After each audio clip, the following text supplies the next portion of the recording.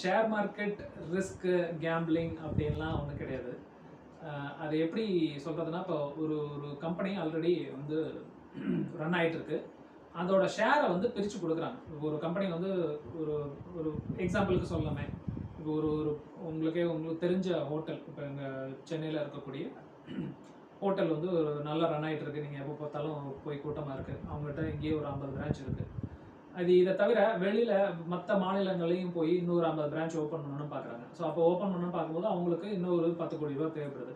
அவங்க வந்து என்ன பண்ணலாம்னா, பேங்க்கில் கடன் வாங்கலாம், அது வேறு ஏதாவது கடன் வாங்கலாம். இல்லைன்னா இந்த மாதிரி பப்ளிக் கிட்ட இன்வெஸ்ட்மெண்ட்டாக வாங்கிட்டு அப்படி பண்ணுவோம். ஸோ அப்போ எனக்கு அந்த பர்டிகுலர் ஹோட்டலை வந்து நல்லா தெரியுது, இவங்க நல்லா ப்ராஃபிட்டபுளாக பண்ணிட்டு இருக்காங்க அப்படின்னா, நான் வந்து அவங்களோட ஷேரை வாங்கிட்டு நான் இன்வெஸ்ட்மெண்ட்டை கொடுக்குறேன். அந்த இன்வெஸ்ட்மெண்ட்டை தூக்கி வேறு என்ன பிரான்ச் ஓப்பன் பண்ணுறதுக்கு போடுறாங்க.